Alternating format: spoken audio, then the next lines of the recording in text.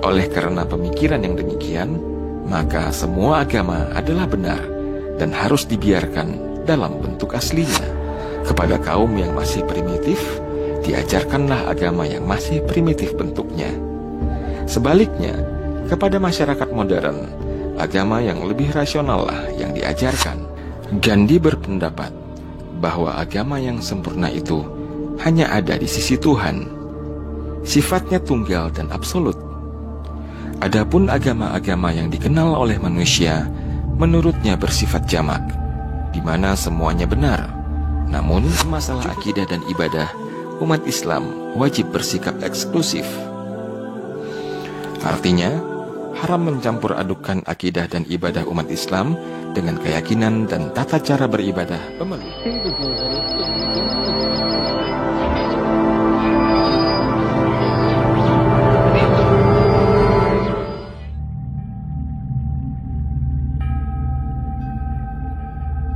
Menurut Majelis Ulama Indonesia, di dalam fatwa bernomor 7 tahun 2005, pluralisme adalah suatu gagasan pemikiran yang menganggap kebenaran setiap agama adalah relatif, sehingga setiap agama adalah sama-sama benar. Gagasan ini membuat pendukungnya meyakini bahwa semua pemeluk agama akan masuk surga dan hidup berdampingan di surga.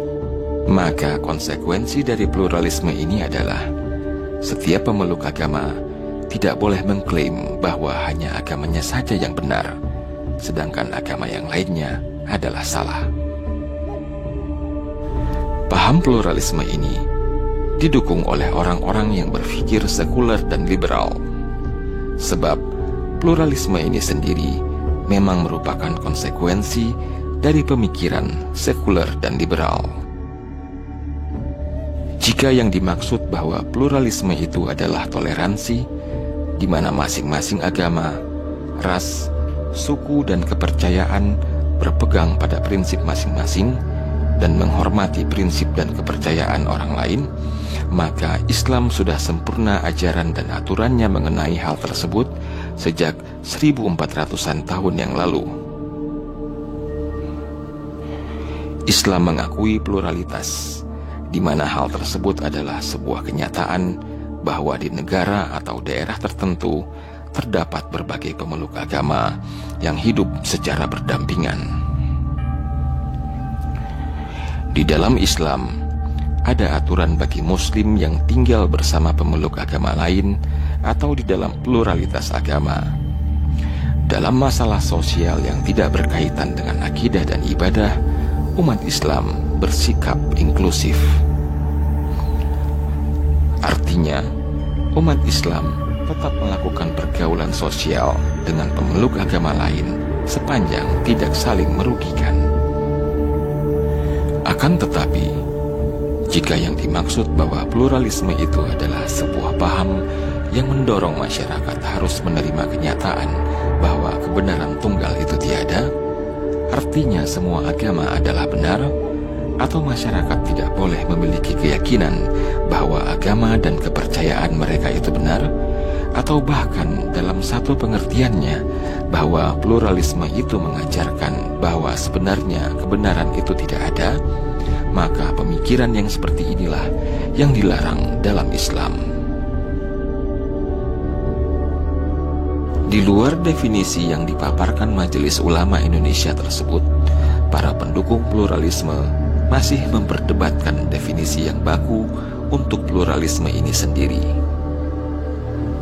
Akan tetapi, pada kajian-kajian teologi masa kini, khususnya setelah Konsili Vatikan II, terminologi pluralisme agama ini begitu populer dan disambut hangat secara universal, sehingga menimbulkan kesan bahwa wacana pluralisme ini sudah disepakati secara konsensus. Oleh karena definisi pluralisme yang sangat sulit untuk dirumuskan, maka pembahasan pluralisme setidaknya bisa ditinjau dari tren yang banyak dijumpai dalam aliran pemikiran pluralisme. Di dalam bukunya berjudul Tren Pluralisme Agama, Anies Malik Thoha mengelompokkan pluralisme ke dalam 4 tren besar. yaitu humanisme sekuler, teologi global, sinkretisme, dan hikmah abadi. Akmal Syafril, pendiri Indonesia Tanpa Jio dan kepala Sekolah Pemikiran Islam, menambahkan sebuah aliran lain yang bisa dikelompokkan juga sebagai salah satu tren pluralisme, yaitu teosofi Freemasonry.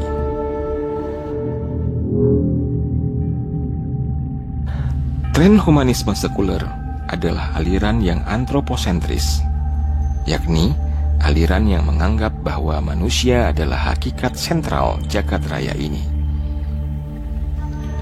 Aliran pemikiran ini sudah muncul sejak abad ke-5 sebelum Masehi melalui seorang filosof bernama Protagoras. Dia menyatakan bahwa manusia adalah ukuran bagi segala sesuatunya. Dalam titik ekstrimnya, pemikiran humanisme sekuler ini muncul sebagai aliran positivisme.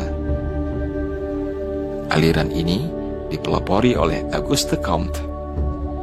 Comte terobsesi untuk melahirkan sebuah agama baru bernama agama humanis atau Religion of Humanity. Menurut obsesi Comte ini, ideologi humanisme akan dapat memenuhi tuntutan atau hajat religius atau spiritual manusia dan dapat pula menggantikan kedudukan Tuhan.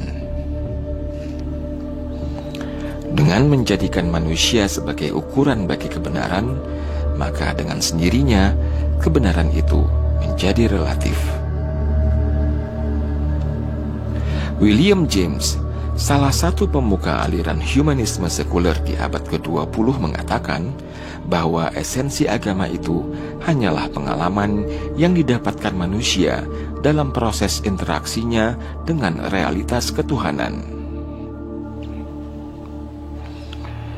Atas dasar itu, dalam kajian-kajian mereka, kata agama atau religion sering digantikan dengan kata pengalaman keagamaan atau religious experience.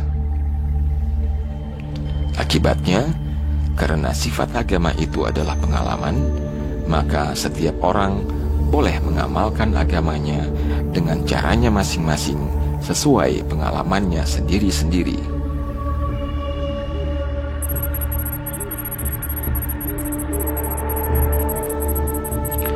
Teologi global adalah sebuah tren dari aliran pemikiran pluralisme lainnya. Tren teologi global ini menganggap bahwa agama-agama yang ada di dunia ini akan saling mempengaruhi dan dipengaruhi, termasuk juga dengan peradaban sekuler. Akibatnya akan terbentuk sebuah agama global yang disebut sebagai teologi global. Tren teologi global ini dipelopori oleh dua nama besar, yakni John Hick dan Wilfred Cantwell Smith. Smith adalah pemikir yang menganggap bahwa agamalah yang telah memecah belah manusia menjadi sekte-sekte dan kelompok-kelompok agama yang bermacam-macam dan berbeda-beda, bahkan saling bertentangan dan berseberangan. Pertentangan itu bukan hanya antar agama, tetapi juga terjadi dalam agama yang sama. John Hick, yang merupakan pengikut setia Wilfred Cantwell Smith, melanjutkan pemikiran Smith dalam perspektif yang mirip. Hick menyimpulkan bahwa pemahaman keagamaan yang berfokus pada pandangan keagamaan perlu diganti dengan pemahaman yang berpusat pada Tuhan. Menurut Hick, agama-agama yang ada sebenarnya menyembah Tuhan yang sama. Namun, setiap agama itu melihat dari sudut pandang dan jarak yang berbeda, sebagaimana planet-planet dalam tata surya mengitari bintang yang sama dengan orbit yang berbeda-beda. Pada akhirnya, menurut Hick, dengan mengatasi segala keterbatasan informasi dan komunikasi, agama-agama itu akan bergerak ke arah yang konvergen, meskipun tidak akan pernah benar-benar melebur. Dengan demikian, agama Kristen pada masa depan akan dipengaruhi oleh agama Hindu. Begitu juga sebaliknya, masing-masing agama akan saling mempengaruhi dan dipengaruhi, termasuk juga dengan peradaban sekuler. Akibatnya, menurut ramalan Hicks, pada akhirnya akan terbentuk sebuah agama global atau teologi global. Tren ketiga yaitu sinkretisme. Sinkretisme adalah sebuah aliran pemikiran pluralisme yang menganggap bahwa setiap agama memiliki kekurangan dan kelebihannya masing-masing, sehingga manusia wajib mengadopsi setiap fitur yang dapat diterima dari agama-agama lain. Hasilnya, pendukung aliran pemikiran ini akan mencampur adukkan ajaran agamanya dengan ajaran agama-agama lain. Sinkretisme ini berkembang pesat di wilayah India. Di antara tokoh-tokohnya adalah Kabir, yang dikenal sebagai pendiri gerakan yang menggabungkan ajaran-ajaran agama Hindu dan Islam. Kemudian ada juga Ram Mohan Rai yang bertindak lebih jauh dengan menggabungkan ajaran-ajaran agama Hindu, Islam, dan Kristen sekaligus. Ram menjelaskan pemikirannya bahwa kesalahan berlaku di semua agama tanpa kecuali. Tokoh sinkretis lain adalah Mohandas Karamchand Gandhi, atau yang lebih dikenal dengan sebutan Mahatma Gandhi. Gandhi berpendapat bahwa agama yang sempurna itu hanya ada di sisi Tuhan. Sifatnya tunggal dan absolut. Adapun agama-agama yang dikenal oleh manusia, menurutnya bersifat jamak, di mana semuanya benar, namun juga sekaligus memiliki kekurangan masing-masing.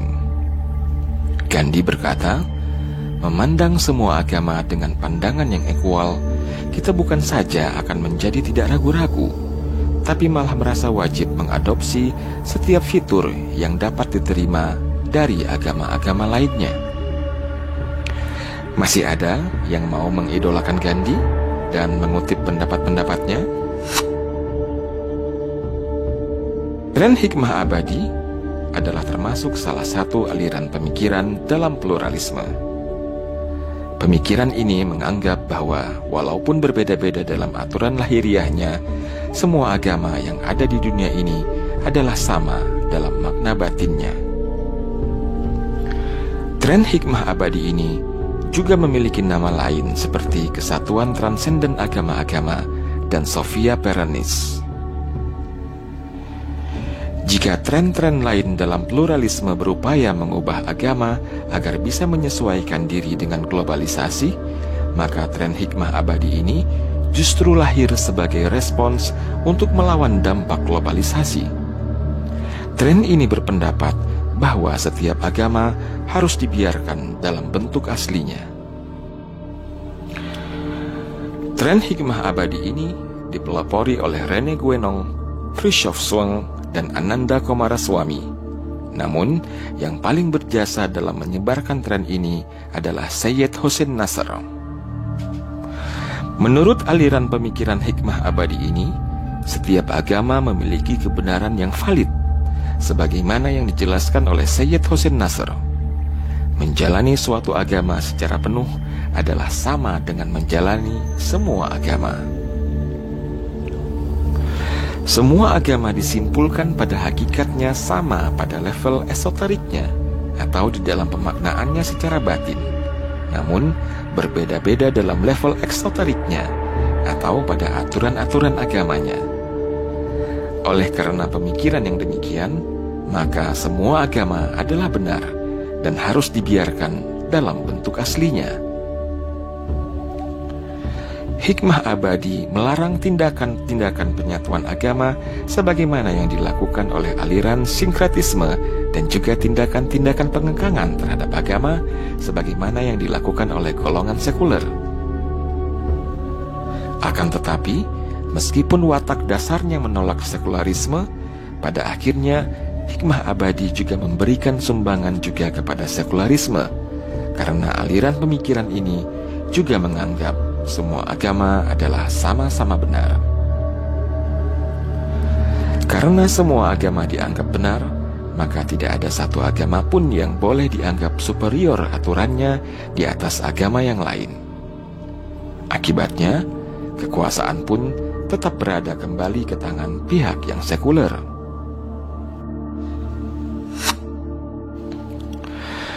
Aliran pemikiran lain yang bisa juga digolongkan ke dalam salah satu tren pluralisme adalah gerakan teosofi Freemasonry. Gerakan teosofi ini berdiri di atas semua agama, mengakui semua agama, dan mengambil aspek-aspek mistis dari semua agama.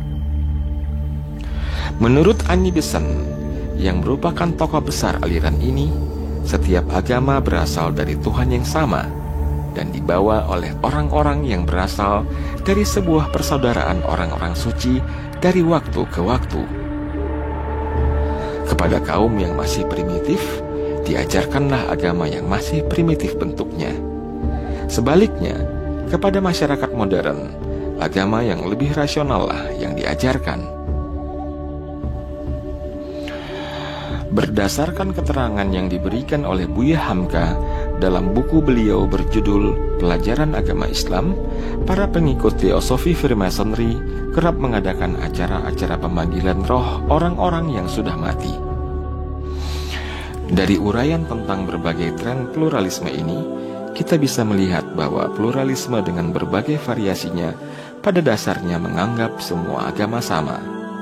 Bukan dalam arti bahwa semua agama benar-benar sama, akan tetapi dalam pengertian bahwa semua agama ditempatkan pada posisi yang sama dalam hubungannya dengan kebenaran. Pluralisme adalah sebuah paham yang bertentangan dengan akidah Islam, dan Majelis Ulama Indonesia menyatakan keharaman pluralisme ini bagi umat Islam. Dalam masalah akidah dan ibadah, umat Islam wajib bersikap eksklusif. Artinya, haram mencampur adukan akidah dan ibadah umat Islam dengan keyakinan dan tata cara beribadah pemeluk agama lain. Bagi masyarakat Muslim yang tinggal bersama pemeluk agama lain dalam suasana pluralitas agama, umat Islam bisa bersikap inklusif atau berbaur dan berinteraksi dengan pemeluk agama lain dalam masalah sosial yang tidak berkaitan dengan akidah dan ibadah, sepanjang tidak saling merugikan satu sama lain. Mari kita peduli, mari kita bentengi diri, keluarga, lingkungan, dan umat bangsa ini dari dampak buruk pemikiran sekuler, liberal, dan pluralis.